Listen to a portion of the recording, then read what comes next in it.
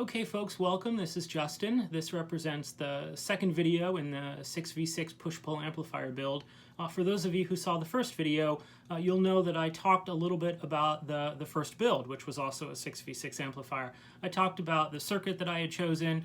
I talked about where the iron had been salvaged, and I also talked about some of the decisions I had made for that build and the decisions that I would do differently for this one. Today represents actually the first video that's going to be dedicated almost entirely to the new build. And what we're going to do today is focus primarily on the front end. We're going to focus on the voltage amplifier, and we're going to focus on the phase inverter. We'll touch very briefly on the power supply. We'll also touch briefly on the output section, but today is focused primarily on the front end. Now, as you recollect at the end of the last video, I had made two decisions, and really only two decisions. The first one is that this was going to be a 6v6 amplifier. Okay, so I'd already picked my output tube. Because I'd picked my output tube, I have a sense of what kind of voltages I need on the plates, and as a result of that, I was also able to choose the power transformer. I had not decided at that time whether it would be cathode biased or fixed bias. Fortunately, the power transformer that I've chosen is going to give me the option to do both. The second decision I made is that it would be push-pull. Because I know the tube, because I know that it's going to be push-pull, I also know what kind of output transformers I'm going to use for the project, and so I was able to buy a transformer set. We will look at that transformer set at the end of this video, but most of this video is going to have a somewhat technical, not very technical because I am not very technical. The reality is that I'm sort of a beginner in this process, but we'll have a look at what sorts of decisions go into choosing a configuration for a front end. Okay, so without further ado, let's get on with the first segment with respect to that. Okay, so this represents kind of a 10,000 foot overview of the different sections of a push-pull power amplifier. I can't tell you whether this represents every push-pull power amplifier that's available on the market or has been built over the last 75 years, but for the most part, this is a fair conceptual overview, and variations that typically exist within each section. So let's just talk about this a little bit sort of in broad strokes. The first stage is the voltage amplifier. It is the first stage that receives the signal either from the source itself or possibly through some sort of an attenuation network like a volume potentiometer. The purpose of this first section is basically just to amplify the signal somewhat, to make it a little bit louder. And then, because this is a push-pull amplifier, it has to have a phase inverter circuit, and that's represented right here. The purpose of the phase inverter circuit is to, for lack of a better term, split the signal so that any given time the signal positive phase is going to be sent to one output tube, represented by the positive symbol here, and the negative side of it at that particular time will be sent to the other output tube. And that is the basis upon which push-pull amplifiers work. If you want more detail on the sort of the concepts behind phase inverters and the minutia with respect to the differences between the types of phase inversion, I recommend that you look at the videos from Uncle Doug on YouTube. That is where I learned most of the stuff that I know about this topic, and his overviews are actually very good, and they're particularly good for beginners. What we're going to focus on today primarily is, and I should mention, of course, that the power supply provides a direct current to all of these different stages. So we're not going to talk very much today about the power supply. We're not going to talk very much today about the output stages either. We're going to focus primarily on the front end. And the front end essentially is the voltage amplifier and the phase inverter. And one thing that will become immediately obvious to us is that sometimes these are distinct circuits. There are distinct tubes in a certain sense for voltage amplification and for phase inversion. But in other cases, though, those things are combined in the same circuit, and sometimes they're combined in the same tube. We'll look at that too.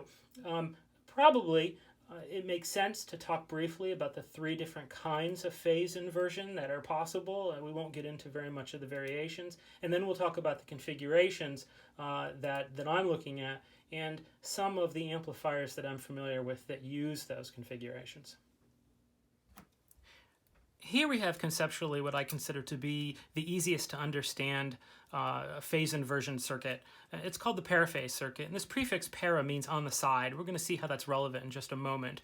But I want to talk very briefly about what we're trying to accomplish with phase inversion. So right here and here, these two sections are represented by the output tubes in a push-pull configuration. What we understand about push-pull output tube sections is that at any given time, one of those output tubes is to receive the signal at a particular phase. We'll just call it positive phase. And the other output tube needs to receive that exact same signal, but at 180 degrees out of phase. That's why they call it push-pull. While one is pushing, the other one is pulling. And so here I have drawn just a signal. It doesn't matter what it is. We'll just call it 1 kilohertz. And you'll notice at T1, it is positive. Okay, so we're at the top of this peak. Well, at that same time, the inverted signal, which I've drawn on the other side of this dashed line, is negative. So conceptually, what we want is for this signal to be positive at T1 when it enters this output tube, and this exact same signal needs to be 180 degrees out of phase when it enters this output tube. And the purpose of the phase inverter circuit is to accomplish that. It is designed to send that signal at a particular phase at a particular point of time to the first output tube, and the exact same signal 180 degrees out of phase at that particular time to the other output tube. And so how does this circuit accomplish that? Well, what we have here is the signal coming into this first amplifier stage here. And what we understand about vacuum tube amplifier stages is that when the signal is fed into the signal grid at a particular phase, in this case we'll just call it positive, it is inverted as it exits the plate. And that is just one of the things to understand about vacuum tube amplifiers. So if the signal is positive here, it exits the plate here and is negative. That signal is then sent to this top output tube through the coupling capacitor. At the same time, we can tap off that signal. We happen to do it here on the other side of the coupling capacitor and bring it down to a second voltage amplifier stage. That's where this prefix para comes in. This second one basically just sits on the side and amplifies the signal again. The same concept that led to the inversion of the entire signal through this stage is going to be recapitulated at this stage. So here, again, we have the positive signal. It is inverted through the amplifier. It is now negative. That signal is tapped off of here. It is still negative and comes into the signal grid of the second stage, negative. That will be inverted again and become positive as it leaves this plate. It is sent through this coupling capacitor to the other output tube. So in that sense, this circuit accomplishes the first thing that we desired, which is we have phase inversion, or to a certain extent we have a phase splitter, which is to say it split the signal and sent one of the signals to one output tube and the same signal 180 degrees out of phase to the second output tube. The other thing it accomplished is voltage amplification. It gives us gain in addition to splitting the signal and inverting the phase. But one thing you'll understand if you look at this is that this signal that goes to this output tube was amplified once. The signal that went to this output tube was amplified twice, once here and once here. So we need a mechanism by which we can reduce the amplification of the second stage and make it essentially unity gain, so it doesn't get additional amplification. That's typically done with a voltage divider or with a trim pot, or it can also be accomplished by adjusting the plate voltages. But at the end of the day, we get two things out of this. We get phase inversion and we get gain, and we like both. So this is one way to accomplish it. Okay, so here's the second kind of phase inverter style called the cathodyne or the concertina style, and it's also relatively easy to understand. Here again we have our output tubes, one here and one here. Whatever signal is fed to the top one, that exact same signal, but 180 degrees out of phase, needs to be fed to the second one. This circuit accomplishes that, and it accomplishes it in a pretty straightforward way. The signal is fed into the signal grid of this triode, and as we said in the last segment, whatever the signal is at the signal grid, it will be inverted at the plate. And of course, that signal will then be fed to the output tube. However, whatever that signal is at the signal grid will not be inverted at the cathode. As a matter of fact, if you think about it conceptually, the cathode supplies electrons to the plate. The plate is very positive.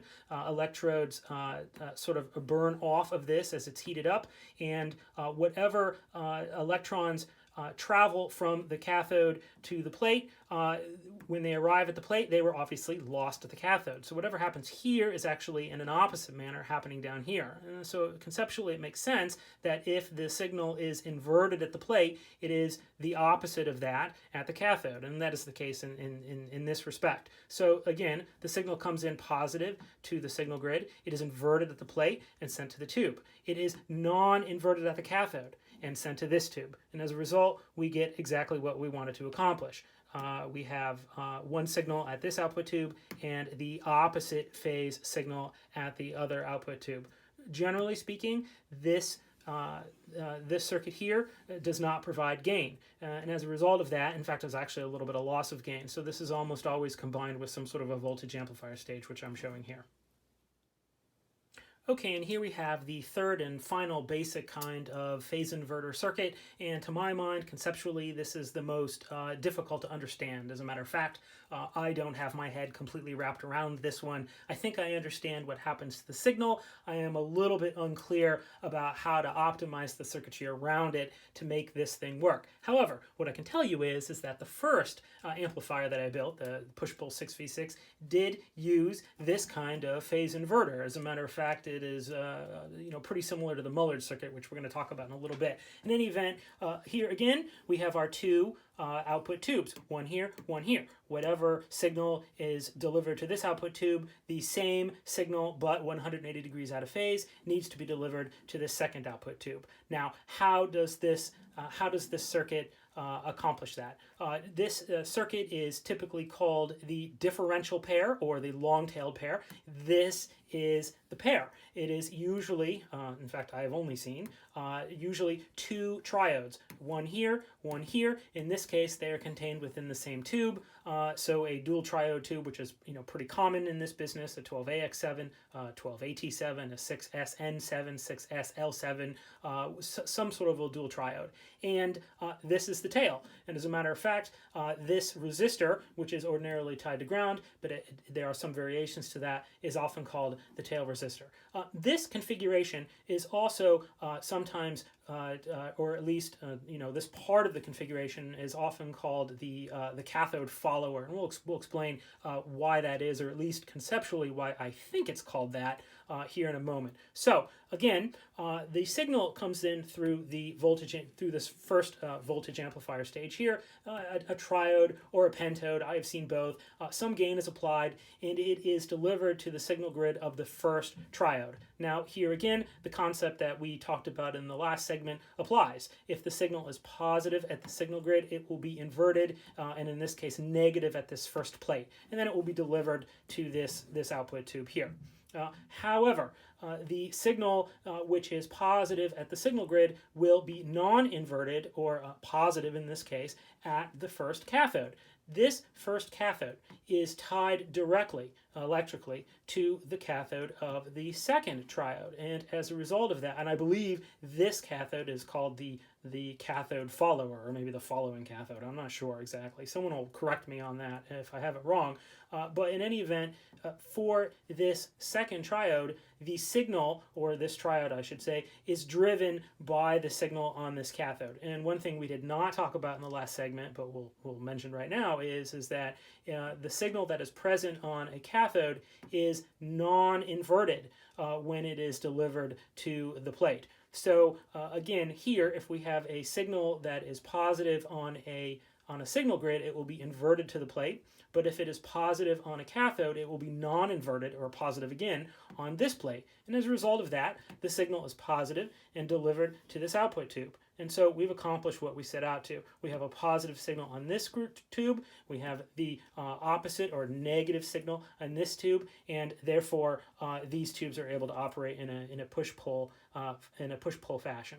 What I can say about this is that this tube provides us not only with signal inversion and signal splitting, for lack of a better term, but it also gives us a little bit of gain. As a matter of fact, from what I'm led to understand, the gain that we are able to get out of this tube is about half of what we would expect to get out of this tube if it was not employed in signal inversion. So this, as I said, conceptually is sort of the most complex configuration to understand.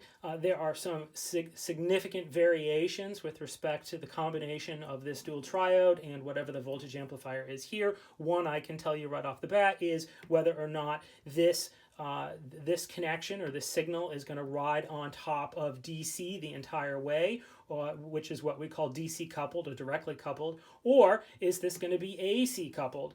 Will there be some sort of a coupling capacitor here to allow the AC signal to pass, but not the DC signal? And depending on which way you go, the circuitry around the long-tailed pair changes a little bit. I have not decided if I'm going to use this style, but as I said, this was what was present in the first amplifier build, and I'm certainly considering it. Okay, so let's talk a little bit about some basic configurations of the voltage amplifier and the, I guess we should just say the different configurations of front ends, and we'll look at those here in just a moment. Okay, so here's the simplest configuration that my research tends to suggest, and you'll notice it's relatively simple. We have a phase inverter tube. Typically, this is in fact, I would tell you in this configuration, it's a paraphase, so it's going to give us phase inversion. It's also going to give us some amplification, and then that's connected directly to the output tubes. What's immediately obvious about this configuration is that per channel, we can accomplish this with just one tube in the front end. I've named a couple of amplifiers that use this configuration, the Magnavox 175, which I have rehabbed and which I think sounds way better than it has any right to, and then my sort of reference amplifier that I use up in my system, which is the Lieben CS300XS, which is just a little push-pull 6BQ5 or EL84 based integrated amplifier. And again, per channel, it just uses one 12AX7, I believe. It might be 12AT7. I have to look. And then the two output tubes in push-pull configuration.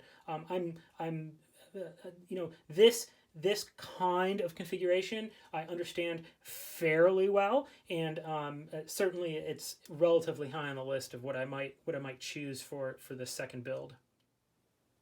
Okay, here's a basic and relatively common configuration, which consists essentially of the front end, again, contained within one vacuum tube, and then our two output tubes in push-pull configuration. And I've listed a couple of amplifiers, more than a couple, that use this configuration: the Dynaco ST35, the ST70, the Scott 299D, the Fisher 500. I have actually owned the Scott and the Fisher. I've never had the Dynacos, but obviously this is a well-respected and well-used kind of configuration. This voltage amplifier, okay, is commonly either a triode or a pentode, and the phase inverter section of it is ordinarily the concertina style or the cathodyne style. Okay, so there is a triode here, and there is a triode or a pentode here. There are obviously a dual triode tube is relatively common, 12AT7, 12AX7. However, a combination pentode and triode in the same tube also exists. The one I'm most familiar with is the 7199. I am leaning against this configuration mostly because I don't know if there are any current production dual sort of pentode slash triode tubes still on the market. The 7199 is relatively available on the secondhand market, but I am trying to stay away from tubes that I can't buy new production, just so I can increase the reliability of this. And here's another common configuration, and you'll see at the bottom left there, this is the Williamson configuration. And this one differs a little bit from the others that we've talked about in the sense that the front end requires 2 tubes. As a matter of fact, this is the only amplifier configuration that I know of where you have sort of a push-pull driver stage that occurs after the inverter stage. And what makes this one less desirable from my standpoint is that it's another stage that I have to deal with. The second thing that makes this a little bit less desirable from my standpoint is that in all cases you have to have a coupling capacitor between the output tube and the stage immediately preceding the output tube. One would be here and one would be here. I believe that in order for the Williamson amplifier to work, you must also have a coupling capacitor between the push-pull driver stage and the stage immediately prior to that. So here and here. Now, what that means is that with this configuration, you have 2 coupling capacitors in the signal path. And I don't know, all else being equal, whether coupling capacitors are considered, the evil incarnate. But what I do understand about it is that coupling capacitors introduce the prospect or the possibility of some phase. I think it's phase delay. Someone will have to correct me on that, on low frequencies. And so these are unavoidable. But if we can put together some sort of a configuration where we don't need a second set of them, then maybe we're a little bit ahead of the game. I am unsure. What I will tell you is that there are many well-respected amplifiers that use the Williamson configuration, one of which I kind of just discovered, is one of the early Sansui power amplifiers. I think it's the 3030, and I really like the concept of that amplifier because it uses transformers that are kind of the ancestors of the transformers that I've chosen for this. So it's in consideration from my perspective, but I doubt that I'm going to choose the Williamson amplifier configuration. Another amplifier company that used this on occasion was Heathkit. I have a couple. I have not been inside them yet, so I don't have a lot of experience with it. And here's a fourth basic configuration, and the last one that I'm going to talk about today. And basically the front end of this one typically consists of 2 separate tubes. A voltage amplifier tube like a triode or a pentode is commonly used, and then your phase inverter tube, which is almost always some sort of a dual triode, and typically the phase inverter is some sort of a long-tailed pair or a pair phase as well. Now, one thing that I've listed here in the bottom left are some of the amplifiers that I'm familiar with that use this, and some of those amplifiers are very well respected. In fact, they are big names in tube amplifiers. This basic configuration, this commonly being this one in this case, a pentode, is the Mullard 510 and the Mullard 520. They use this kind of configuration. An amplifier that I very highly respect and think is exceedingly good. I have heard it on a number of occasions and cannot begin to afford it because I believe it is $12,000, is the Airtight ATM1, which happens to use a triode in this position, and then of course you'll dual triode and a long-tailed pair for the phase inverter. I have owned the Mac 1500. The Mac 1500 is an early Macintosh receiver. It is a hybrid receiver, believe it or not. The very front end of that is solid state, but voltage amplification, phase inversion, and then of course the output stage is this configuration. And by the way, the Mac 1500 in terms of the sort of vintage amplifiers that I have owned has been the best sounding. And then I think the Leak Stereo 20 also uses this basic configuration. Probably I am leaning towards an amplifier circuit that uses a front end like this, which is going to require the use of 2 tubes, or the front end that I showed earlier that is used in the Lieben amplifier or the Magnavox amplifier, which uses basically a pair phase with no front end in front of that. So these are sort of the configurations that I have in mind. Okay, so here's an example of one of the configurations that I'm considering pretty seriously. This is the one that includes a long-tailed pair. which is here, and the voltage amplifier here, and I'm going to need at least 2 front-end tubes in order to do this. Now this one happens to be the schematic for the airtight ATM1 amplifier. As I said before in one of the previous segments, this is an amplifier that I consider to sound exceedingly good, despite the fact that I do not like the sound of the EL34 tube. If you remember from the first video, this amplifier is an exception. It ought to be. It's an $11,000 and $12,000 amplifier. But what's amazing about it is there's nothing complex about it. And as a matter of fact, this is essentially the Mullard circuit. At least the front end is essentially the Mullard circuit. Now it differs from the one published by Mullard in that this is a triode, the voltage amplifier, instead of a pentode. But it does use the long-tailed pair. As we said, the signal gets fed into the voltage amplifier here. It comes through the plate here, and it gets fed into the first triode or the top triode of the long-tailed pair here. It is inverted from this point to this point naturally from the signal grid to the plate, and because the cathodes are tied together and then they are tied to ground through this cathode resistor, I think this is called the tail resistor, the phase will always be opposite here versus this plate, okay? And that's exactly what you need for the output tubes, which are along this line and along this line.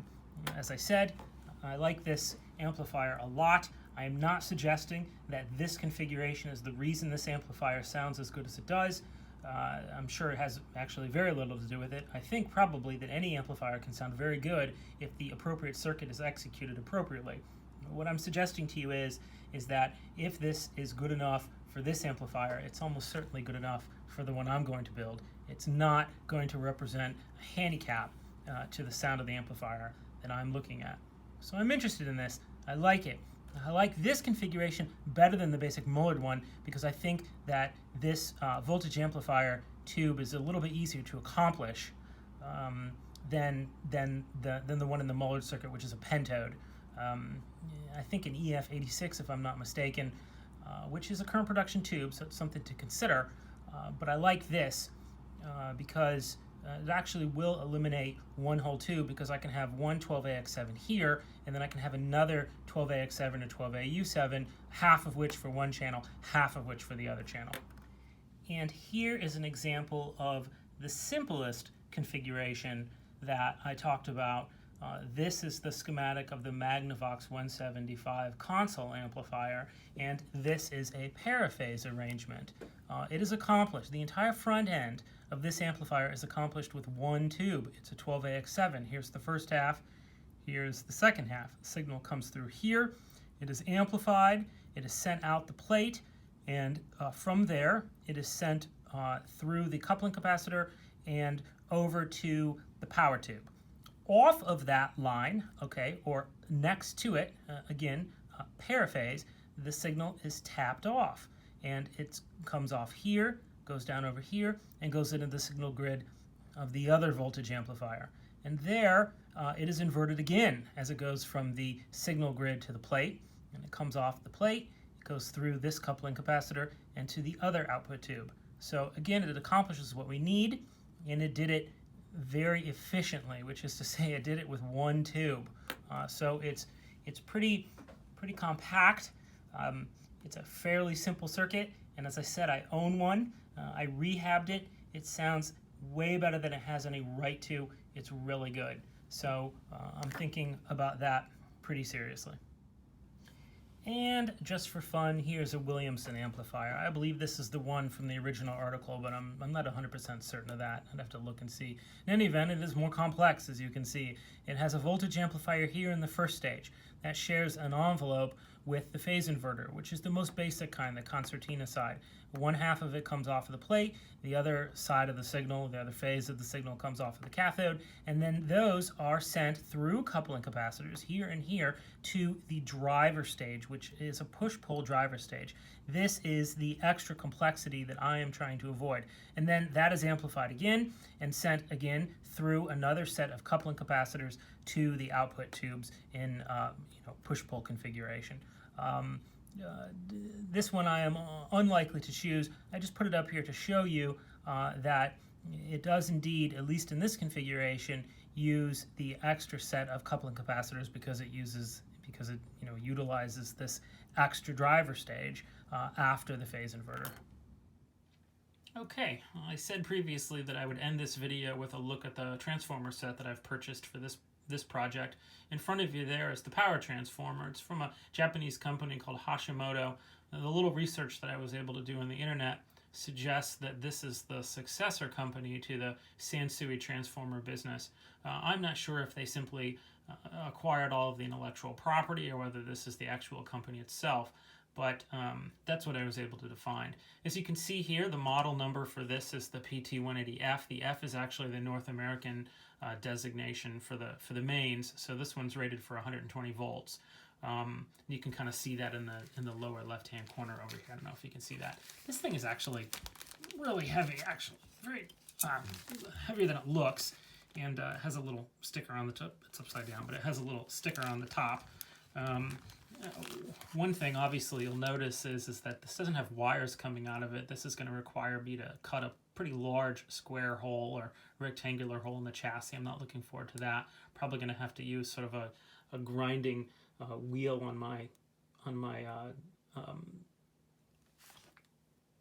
rotary tool, but I don't think that'll be too much of a problem. The other thing that's important to point out here is that the high tension secondary is rated for 280 volts, 250, has a 0 volt center tap, and then obviously on the other side 250 and 280 also. But it also has a 60 volt tap here. So as I mentioned earlier in the video, this is going to give me the option to do fixed bias on the output tubes if I want to, although I don't know if I'm going to take advantage of that. I've got 3 secondary windings down here for 6.3 volt heaters, each one rated at 2.5 amps. I think that's going to be plenty.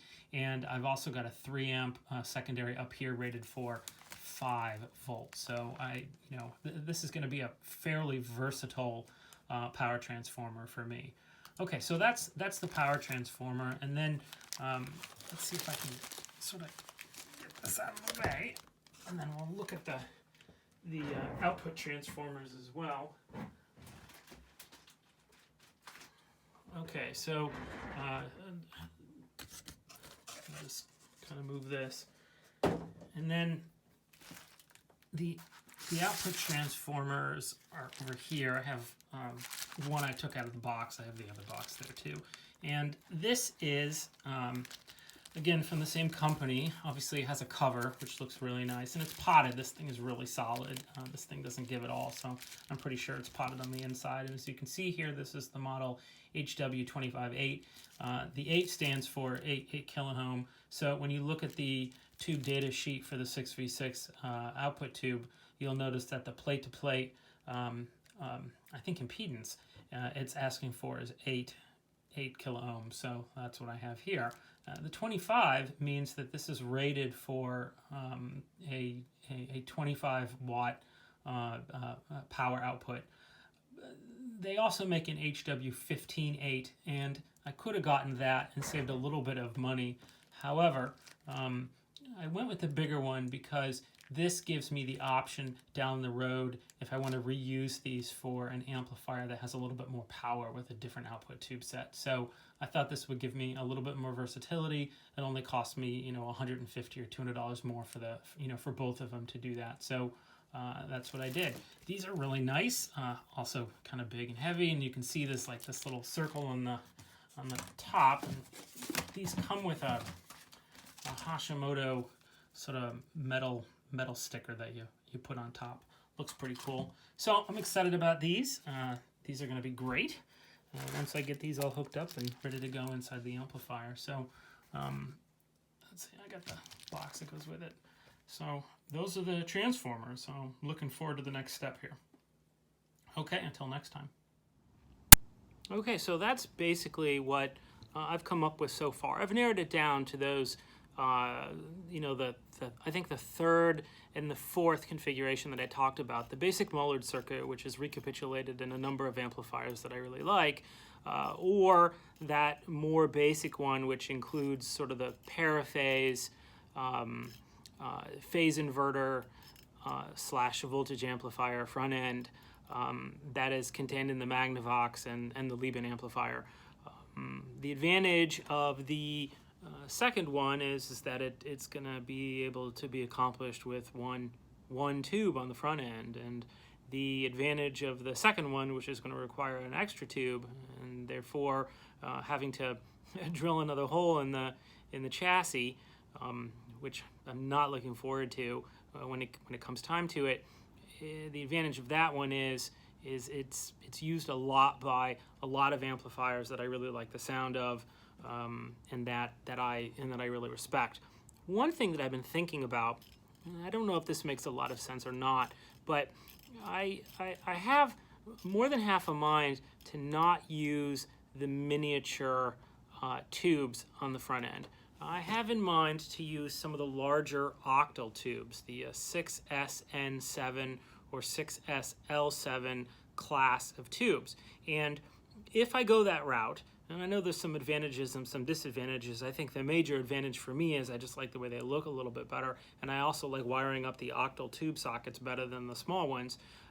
But one of the disadvantages, I'm told, is that they can be a little bit more microphonic. But I bring that up to bring this up, which is if I decide to go with the larger tubes, does that necessitate or does that suggest that I should be going towards one of those kinds of circuits versus another? I don't know the answer to that. I know that the basic Williamson amplifier did use those, but I'm not going to use that circuit. I just don't know whether or not the advantages and disadvantages of that will port over to the other configurations. Maybe some folks in the comments can chime in. But if I when I sit down to actually build this circuit, to put it down on paper first, I'd like to be able to do it with some of the larger tubes. We'll see.